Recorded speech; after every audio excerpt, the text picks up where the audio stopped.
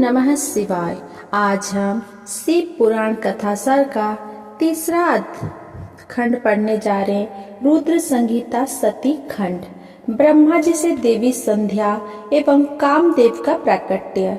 नारद जी के जिज्ञासा करने पर ब्रह्मा जी वर्णन करते हैं कि मेरे द्वारा जब मानस पुत्र की सृष्टि हो रही थी, उसी समय मेरे हृदय से एक सुंदर रूप वाली श्रेष्ठ युवती भी उत्पन्न हुई। वो संध्या के नाम से प्रसिद्ध हुई। वो प्रातः संध्या तथा सायं संध्या के रूप में अत्यंत सुंदर भोए वाली तथा मुनियों के मनों को मोहित करने वाली थी। उस कन्या को देखते ही मैं तथा मानस पुत्र उसका चिंतन करने लगे। उसी समय एक अत्यंत अद्भुत एवं मनोहर मानस पुत्र उत्पन्न हुआ, जो कामदेव के नाम से विख्यात हुआ। कामदेव ने ब्रह्मा जी से पूछा कि मैं कौन सा कार्य करूं। मेरे लिए जो कर्म करणीय हो, उस कर्म में मुझे नियुक्त कीजिए। ब्रह्मा जी ने कहा, अपने गुप्त रूप से प्राणियों के हृदय में प्रवेश करते हुए तुम स्वयं सबके सुख के कारण बनकर सनातन सृष्टि करो। उसी समय कामदेव ने तीक्ष्ण पुष्पबाणों से मुझ ब्रह्मा तथा सभी मानस पुत्र को मोहित कर दिया। सभी के मन में काम विकार उत्पन्न हो गया। हम सभी देवी संध्या के प्रति आकर्षित होने लगे। ब्रह्मा जी के पुत्र धर्म ने अपने पिता तथा भाइयों की ऐसी दशा देखकर धर्म की रक्षा करने वाले भगवान सदाशिव का स्मरण किया। भगवान सदाशिव के प्रभाव से ब्रह्मा जी का काम विकार दूर हो गया। उसी समय दक्ष के शरीर से एक श्वेत कण निकलकर पृथ्वी पर गिरा। उससे समस्त गुण संपन्न परम मनोहर एक स्त्री की उत्पन्न हुई, जिसका नाम रति था। रति का कामदेव से विवाह हो गया। नारद जी कहते हैं, हे ब्रह्मन, पितरों की जन्मदात्री उस ब्रह्मपुत्री संध्या का क्या हुआ? ब्रह्मा जी कहते हैं, वो संध्या जो पूर्व काल में मेरे मन से उत्पन्न हुई, वही तपस्या कर शरीर छोड़ के बाद अरुंधति हुई। उस बुद्धिमती तथा उत्तम व्रत करने वाली संध्या ने मुनि श्रेष्ठ मेधा तिथि की कन्या के रूप में जन्म ग्रहण कर ब्रह्मा विष्णु तथा महेश्वर की वचनों से महात्मा वशिष्ठ का अपने पति रूप में वरण किया। वो पतिव्रता, वंदनीय, पूजनीय तथा दया की मूर्ति थी। नारद जी ने कहा, ब्रह्मन, आपने अरुंधति की तथा पूर्व जन्म में उसकी स्वरूपभूता संध्या की बड़ी उत्तम कथा सुनाई है। अब आप भगवान शिव के उस परम पवित्र चरित्र का वर्णन कीजिए, जो दूसरों के पापों का नाश करने वाले उत्तम एवं मंगलदायक है। शिव विवाह के लिए ब्रह्मा जी का प्रयत्न। ब्रह्मा जी ने कहा, तात, पूर्व काल में मैं जब एक बार मोह में पड़ गया और भगवान शंकर ने मेरा उपहास किया तो मुझे बड़ा क्षोभ हुआ था। मैं भगवान शिव के प्रति ईर्ष्या करने लगा। मैं उस स्थान पर गया जहाँ दक्ष उपस्थित थे। वहीं रति के साथ कामदेव भी था। उस समय मैंने दक्ष तथा दूसरे पुत्रों को संबोधित करते हुए कहा, पुत्रों, तुम्हें ऐसा प्रयत्न करना चाहिए जिससे महादेव जी किसी कमनीय कांति वाला स्त्री का पाणी ग्रहण करे। उसके बाद भगवान शिव को मोहित करने का भार मैंने कामदेव को सौंपा। मेरी आज्ञा मानकर कामदेव ने वामदेव शिव को मोहने की बराबर चेष्टा की, परंतु उसे सफलता ना मिली। कामदेव ने कहा, प्रभु, सुंदर स्त्री ही मेरा अस्त्र है, अतः शिव जी को मोहित करने के लिए किसी नारी की सृष्टि कीजिए। यह सुनकर मैं चिंता में पड़ गया। मैं मन में सोचने लगा कि निर्विकार भगवान शंकर किसी स्त्री को अपनी सहधर्मिणी बनाना कैसे स्वीकार करेंगे। यही सोचते सोचते मैंने भक्ति भाव से उन श्रीहरि का स्मरण किया जो साक्षात शिव स्वरूप और मेरे शरीर के जन्मदाता है। मेरी स्तुति से प्रसन्न होकर भगवान विष्णु प्रकट हो गए और मुझ ब्रह्मा से बोले, लोक सृष्टा ब्रह्मन, तुमने किस लिए आज मेरा स्मरण किया? तब मैंने कहा, केशव, यदि भगवान शिव किसी तरह पत्नी को ग्रहण कर ले तो मैं सुखी हो जाऊंगा, मेरे अंतकरण का सारा दुख दूर हो जाएगा। इसी के लिए मैं आपकी शरण में आया हूँ। मेरी यह बात सुनकर भगवान मधुसूदन बोले, हे विधाता, शिव ही सबके कर्ता, भरता और हरता है। वे ही परात्पर परम ब्रह्मा एवं परमेश्वर है। तुम उन्हीं की शरण में जाओ और सर्वात्मना शंभु का भजन करो। इससे संतुष्ट होकर वे तुम्हारा कल्याण करेंगे। ब्रह्मन, यदि तुम्हारे मन में यह विचार हो कि शंकर पत्नी का पाणी ग्रहण करे तो शिवा को प्रसन्न करने के उद्देश्य में शिव का स्मरण करते हुए उत्तम तपस्या करो। यदि वे देवेश्वरी प्रसन्न हो जाएं तो सारा कार्य सिद्ध कर देगी। इसके अनंतर ब्रह्मा जी ने परम ब्रह्म स्वरूपिणी शंभु प्रिया देवी दुर्गा की आराधना की। ब्रह्मा जी ने नारद जी से कहा, हे मुने, मेरे द्वारा स्तुति करने पर वे योग निद्रा भगवती मेरे सामने प्रकट हो गई। भक्ति से सिर झुकाकर मैं उन्हें प्रणाम कर स्तुति करने लगा। मेरी स्तुति से प्रसन्न होकर कल्याण करने वाली वे महाकाली प्रेम पूर्वक कहने लगे, हे ब्रह्मांड, आपने मेरी स्तुति किस लिए की है? आप अपनी मनोविलासित बात कहें, मैं उसे निश्चित रूप से पूर्ण करूंगी। ब्रह्मा जी बोले, हे देवी, आप दक्ष की कन्या बनकर अपने रूप से शिव जी को मोहित करने वाली हो। हे शिवे, आप शिव पत्नी बने। भगवती ने कहा, हे पितामह, मैं दक्ष की पत्नी के गर्भ से सती रूप में जन्म लेकर अपनी लीला के द्वारा शिव जी को प्राप्त करूंगी। ये कहकर जगदम्बा शिवा वहीं अंतर्ध्यान हो गई। दक्ष कन्या के रूप में सती का प्रादुर्भाव। इसके अनंतर मेरी आज्ञा पाकर दक्ष प्रजापति ने भगवती को प्रसन्न करने के लिए घोर तपस्या आरंभ कर दी। दक्ष की तपस्याओं के प्रसन्न होकर भगवती जगदम्बा प्रकट हो गई और दक्ष को यह वरदान दिया कि मैं कुछ ही दिनों में आपकी कन्या बनकर शिव की पत्नी बनूंगी, परंतु यदि आपने कभी मेरा अनादर किया तो मैं अपना शरीर त्याग दूंगी और दूसरा शरीर धारण करूंगी। ये कहकर महेश्वरी वहां से अंतर्ध्यान हो गई। कुछ समय बाद शुभ मुहूर्त में भगवती शिवा दक्ष के घर में प्रकट हो गई। दक्ष ने प्रसन्न होकर विष्णु आदि देवताओं की आज्ञा से सभी गुणों से संपन्न भगवती जगदम्बिका का नाम उमा रखा।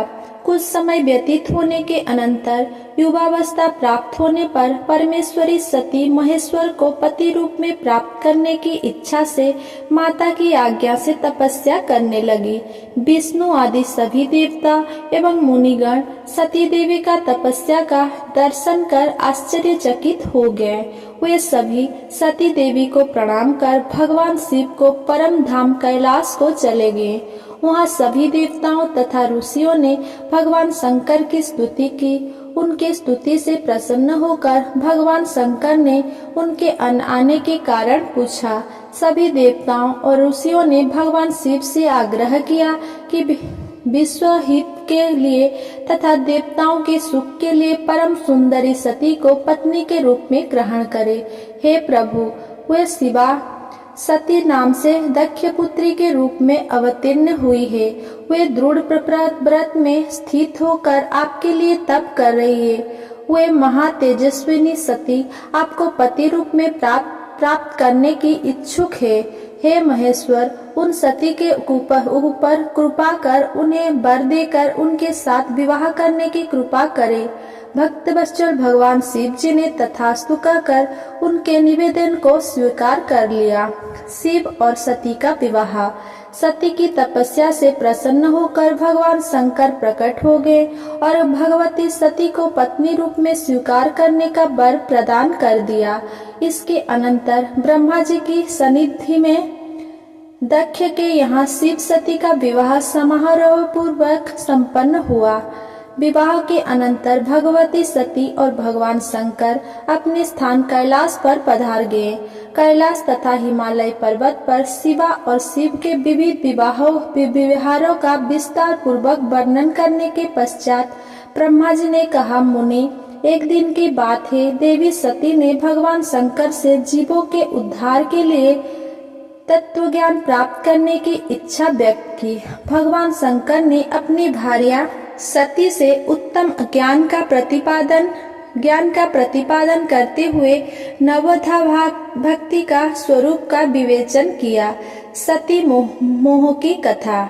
एक समय की बात है, भगवान रुद्र वृषभ श्रेष्ठ नंदीश्वर आरूढ़ हो भूतल पर भ्रमण कर रहे थे।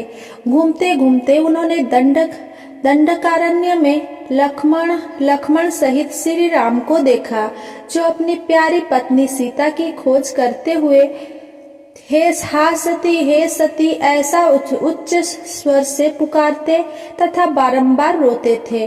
उस समय भगवान शंकर ने बड़ी प्रसन्नता के साथ उन्हें प्रणाम किया और श्री राम के सामने अपने को प्रकट किए बिना वे दूसरी ओर चल दिए। भगवान शिव की मोह में डालने वाली ऐसी लीला देख सती को बड़ा विस्मय हुआ। उन्होंने शंकायुक्त होकर भगवान शंकर से पूछा, हे देव, विरह से व्याकुल उन दोनों को देखकर आपने इतना विनम्र होकर उन्हें आदरपूर्वक प्रणाम क्यों किया? भगवान शिव ने कहा, हे देवी, ये दोनों राजा दशरथ के विद्वान पुत्र हैं।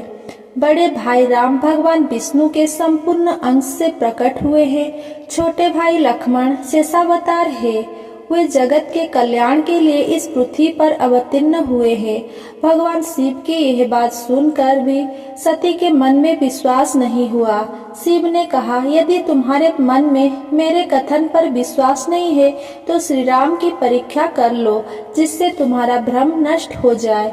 ब्रह्मा जी कहते हैं, भगवान शिव की आज्ञा से राम की परीक्षा लेने के लिए सती सीता का रूप धारण कर राम के पास गई। सती को सीता के रूप में सामने आया देख शिव का जप करते हुए श्री राम सब कुछ जान गए। भगवान राम ने सती से पूछा, भगवान शंभु कहाँ गए हैं?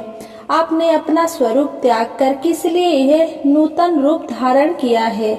श्री राम जी की यह बात सुनकर सती उस समय आश्चर्यचकित हो गई और लज्जित भी हुई।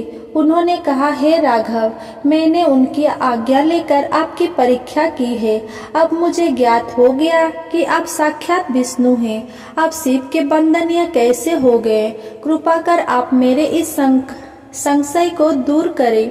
श्री राम बोले, एक समय भगवान शंभु ने अपने परम धाम में विश्वकर्मा को बुलाकर एक रमणीय भवन बनवाया और उसमें एक श्रेष्ठ सिंहासन का भी निर्माण करवाया। उस मंडप में स्वयं भगवान महेश्वर ने श्रीहरि का अभिषेक किया और उन्हें अपना सारा ऐश्वर्य प्रदान करते हुए ब्रह्मा जी से कहा, लोकेश, आज से मेरी आज्ञा के अनुसार ये विष्णु हरि स्वयं मेरे वंदनीय हो गए। इस बातों का सभी सुन ले। ऐसा कहकर रुद्रदेव ने स्वयं ही श्री हरि को प्रणाम किया। इधर भगवती सती चिंताग्रस्त होकर शिव जी के पास आ गई। भगवान शिव के पूछने पर सती ने कहा, मैंने कोई परीक्षा नहीं ली। इसके अनंतर भगवान महेश्वर ने ध्यान लगाकर सती का सारा चरित्र जान लिया। शिव जी ने सोचा, यदि मैं अब सती से स्नेह करूं तो मुझ शिव को महान प्रतिज्ञा ही नष्ट हो जाएगी। इस प्रकार विचार कर शंकर जी ने हृदय से सती का त्याग कर दिया। दक्ष प्रजापति का शिव से द्वेष। पूर्व काल में प्रयाग में मुनियों तथा महात्माओं का विधि विधान से बड़ा यज्ञ हुआ। इस यज्ञ में दक्ष प्रजापति ने पधारने पर समस्त देवर्षियों ने नतमस्तक हो स्तुति और प्रणाम द्वारा दक्ष का आदर सत्कार किया, परंतु उस समय महेश्वर ने दक्ष को प्रणाम नहीं किया। महादेव जी को वहां मस्तक ना झुकाते देख दक्ष प्रजापति रुद्र पर कुपित होते हुए बोले, मैं इस रुद्र को यज्ञ से बहिष्कृत करता हूँ। ये देवताओं के साथ यज्ञ में भाग ना पाए। सती का योगाग्नि द्वारा अपने शरीर को भस्म करना। ब्रह्मा जी बोले, हे मुने, एक समय दक्ष ने एक बड़े यज्ञ का आयोजन किया और उस यज्ञ में सभी देवताओं तथा ऋषियों को बुलाया।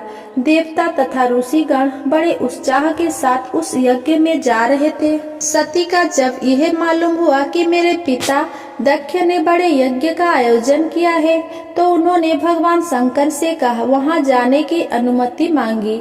महेश्वर बोली, देवी तुम्हारे पिता दक्ष मेरे विशेष द्रोही हो गए हैं। जो लोग बिना बुलाए दूसरों के घर जाते हैं वे वहां अनादर ही पाते हैं, जो मृत्यु से भी बढ़कर होता है। भगवान शंकर की यह बात सुनकर सती अपने पिता पर बहुत कुपित हुई तथा वहां जाने के लिए तत्पर हो गई। शिव जी ने अपने गणों के साथ सजे हुए नंदी वृषभ पर सती को विदा किया। यज्ञशाला में शिव का भाग न देखकर असह्य क्रोध प्रकट करते हुए वे विष्णु आदि सब देवताओं को फटकारने लगी। अपने पिता के प्रति रोष व्यक्त करते हुए वे बोली, हे तात, आप शंकर के निंदक हैं, आपको पश्चाताप करना पड़ेगा। इस लोक में महान दुख भोग कर अंत में आपको यातना भोगनी पड़ेगी। जिनका शिव यह 2 अक्षर का नाम एक बार उच्चारित हो जाने पर संपूर्ण पापों राशि को शीघ्र ही नष्ट कर देता है, ओह आप उन्हीं शिव से विपरीत होकर उन पवित्र कीर्ति वाले सर्वेश्वर शिव से विद्वेष करते हैं। इस प्रकार दक्ष पर कुपित हो सहसा अपने शरीर को त्यागने की इच्छा से सती ने योग मार्ग से शरीर के दग्ध हो जाने पर पवित्र वायुमय रूप धारण किया। तदनंतर अपने पति के चरण कमल का चिंतन करते हुए सती ने अन्य सब वस्तुओं का ध्यान भुला दिया। वहां उन्हें पति के चरणों के अतिरिक्त कुछ दिखाई नहीं दिया। हे मुनि श्रेष्ठ, यज्ञाग्नि में गिरा उनका निष्पाप शरीर अग्नि से जलकर उनके इच्छानुसार उसी समय भस्म हो गया। उस समय देवताओं आदि ने जब यह घटना देखी तो वे बड़े जोर से हाहाकार करने लगे। सती के प्राण त्याग को देखकर शिव जी के पार्षद शीघ्र ही अस्त्र शस्त्र लेकर खड़े हो गए। उसी समय आकाशवाणी हुई, समस्त देवता आदि यज्ञ मंडप से शीघ्र निकलकर अपने अपने स्थानों को चले जाओ। दक्ष यज्ञ विध्वंस का वृतांत। गणों को मुख से तथा नारद के द्वारा सती के दग्ध होने का समाचार प्राप्त हुआ, जिसे सुनकर भगवान शंकर अत्यधिक कुपित हो गए। शिव ने अपने जटा से वीरभद्र और महाकाली को प्रकट करके उन्हें यज्ञ को विध्वंस करने की तथा विरोधियों को जला डालने की आज्ञा प्रदान की। दक्ष यज्ञ विध्वंस के लिए वीरभद्र एवं महाकाली ने प्रस्थान किया। उधर दक्ष के यज्ञ मंडप में यज्ञ विध्वंस की सूचना देने वाली त्रिविध उत्पात प्रकट होने लगी।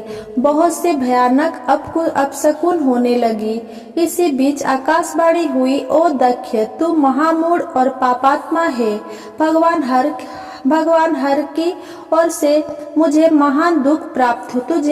महान दुख प्राप्त होगा।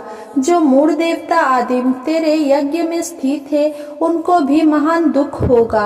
आकाशवाणी की यह बात सुनकर और अशुभ सूचक लक्षणों को देखकर दक्ष तथा देवता आदि को भी अत्यंत भय प्राप्त हुआ। दक्ष ने अपने यज्ञ की रक्षा के लिए भगवान विष्णु से अत्यंत दीन होकर प्रार्थना की। भगवान विष्णु ने भी कई प्रकार से दक्ष को समझाते हुए शिव की महिमा का वर्णन किया। इस बीच शिव गणों के साथ वीरभद्र के वहां पहुंचने पर घोर युद्ध प्रारंभ हो गया। विष्णु और देवतागण थोड़ी देर में वहां से अंतर्ध्यान हो गए। वीरभद्र ने अपने दोनों हाथों से दक्ष की गर्दन मरोड़कर तोड़ डाली और सिर को अग्निकुंड में डाल दिया। इसके अतिरिक्त वहां जो भी देवगण थे वे भी घायल हो गए। वे वीरभद्र दक्ष और उनके यज्ञ का विनाश करके कृतकार्य हो तुरंत कैलाश पर्वत पर चले गए। कार्य को पूर्ण किए हुए वीरभद्र को देखकर परमेश्वर शिव जी ने मन ही मन प्रसन्न हुए और उन्होंने वीरभद्र को गणों का अध्यक्ष बना दिया। शिव के अनुग्रह से दक्ष का जीवित होना और यज्ञ की पूर्णता। नारद जी ने ब्रह्मा जी से पूछा, हे तात, पराक्रमी वीरभद्र जब दक्ष के यज्ञ का विनाश करके कैलाश पर्वत चले गए तब क्या हुआ? इसके उत्तर में ब्रह्मा जी ने कहा, समस्त देवताओं और मुनियों ने छिन्न भिन्न अंगों वाले होकर मेरे पास आकर पूर्ण रूप से अपने क्लेशों को बताया। उनकी बात सुनकर मैं व्यथित हो गया। तदनंतर देवताओं और मुनियों के साथ मैं विष्णु लोक गया। वहाँ मैंने भगवान विष्णु की स्तुति करते हुए अपने दुख का वर्णन किया तथा भगवान श्रीहरि से प्रार्थना की कि हे देव, जिस तरह भी यज्ञ पूर्ण हो, यज्ञकर्ता दक्ष जीवित हो तथा समस्त देवता और मुनि सुखी हो जाए, आप वैसा कीजिए। देवता और मुनि लोग आपकी शरण में आए हैं। भगवान विष्णु बोले, हे विधे, समस्त देवता शिव के अपराधी है, क्योंकि इन सब ने उनको यज्ञ का भाग नहीं दिया। अब आप सभी लोग शुद्ध हृदय से भगवान शिव के चरण में गिरकर उन्हें प्रसन्न कीजिए। इसके अनंतर विष्णु आदि सभी देवताओं ने कैलाश पर्वत पर विराजमान वट वृक्ष के नीचे बैठे हुए भगवान शिव जी का दर्शन किया तथा सभी देवताओं ने भगवान शिव के चरण में प्रणाम किया। भगवान शंकर की विशेष रूप से प्रार्थना करते हुए देवताओं ने कहा, हे करुणा निधान, आप हम लोगों की रक्षा कीजिए। आप प्रसन्न होकर दक्ष की यज्ञशाला की ओर चले। उनकी प्रार्थना से प्रसन्न होकर भगवान शंभु, विष्णु आदि देवताओं के साथ कनखल में स्थित प्रजापति दक्ष की यज्ञशाला में गए। वहाँ वीरभद्र द्वारा किया गया यज्ञ का विध्वंस रुद्र ने देखा। यज्ञ की वैसी दुर्वस्था देखकर भगवान शंकर ने वीरभद्र को बुलाकर कहा, हे महाबाहु, तुमने थोड़ी ही देर में देवताओं तथा ऋषियों आदि को बड़ा भारी दंड दे दिया। जिसने विलक्षण यज्ञ का आयोजन कर यह द्रोहपूर्ण कार्य किया, उस दक्ष को तुम शीघ्र यहाँ ले आओ। वीरभद्र ने शीघ्रता पूर्वक दक्ष का घड़ लाकर शंभु के समक्ष रख दिया। भगवान शंकर ने वीरभद्र से पूछा, दक्ष का सिर कहाँ है? वीरभद्र ने कहा, हे शंकर, मैंने तो उसी समय दक्ष के सिर को यज्ञ कुंड में हवन कर दिया। तदनंतर शंभु के आदेश से प्रजापति दक्ष के धड़ से के साथ सवनीय पशु बकरे का सिर जोड़ दिया गया। उस सिर के जुड़ जाते ही शंभु की कृपा दृष्टि पड़ने से प्रजापति दक्ष तत्क्षण जीवित हो गए। शिव जी के दर्शन से तत्काल उनका अंतकरण निर्मल हो गया। तदनंतर लज्जित होकर वे भगवान शंकर की स्तुति करते हुए बोले, हे महादेव, आपको नमस्कार है, मुझ पर कृपा कीजिए, आप मेरे अपराध को क्षमा कीजिए। दक्ष प्रजापति की स्तुति से प्रसन्न होकर महादेव जी बोले, हे दक्ष, मैं प्रसन्न हूँ। यद्यपि मैं सबका ईश्वर हूँ और स्वतंत्र हूँ, फिर भी सदा भक्तों के अधीन रहता हूँ। केवल कर्म के वशीभूत मूढ़ मानव ना वेदों से, ना यज्ञों से, ना दानों से और ना तपस्या से ही मुझे पा सकते हैं। तुम केवल कर्म के द्वारा ही संसार को पार करना चाहते थे, इसीलिए रुष्ट होकर मैंने इस यज्ञ का विनाश किया है। अतः हे दक्ष, आज से तुम बुद्धि के द्वारा मुझे परमेश्वर मानकर ज्ञान का आश्रय लेकर सावधान होकर कर्म करो। यदि कोई विष्णु भक्त मेरी निंदा करेगा और मेरा भक्त विष्णु की निंदा करेगा, तो आपको दिए हुए समस्त शाप उन्हीं दोनों को प्राप्त होंगे और निश्चय ही उन्हें तत्व ज्ञान की प्राप्ति नहीं होगी। हे मुने, उसके बाद भगवान शिव की आज्ञा प्राप्त कर प्रसन्न चित्त शिव भक्त दक्ष ने शिव जी की कृपा से यज्ञ पूरा किया। तदनंतर सब देवता और ऋषि संतुष्ट होकर अपने अपने स्थानों को चले गए। भगवान शंकर की महिमा अनंत है, जिसे बड़े बड़े विद्वान भी जानने से असमर्थ है, किंतु भक्त लोग उनकी कृपा से बिना श्रम के ही उत्तम भक्ति के द्वारा उसे जान लेते हैं। हे नारद, इस प्रकार मैंने आपसे सती के परम अद्भुत चरित्र का वर्णन किया, जो भोग मोक्ष को देने वाला तथा सभी कामनाओं को पूर्ण करने वाला है। इस प्रकार रुद्र संगीता का सती खंड पूर्ण हुआ। अगर मेरा ये वीडियो आपको पसंद आया हो तो मेरा वीडियो को लाइक, कमेंट, शेयर करें एंड सब्सक्राइब करें। धन्यवाद।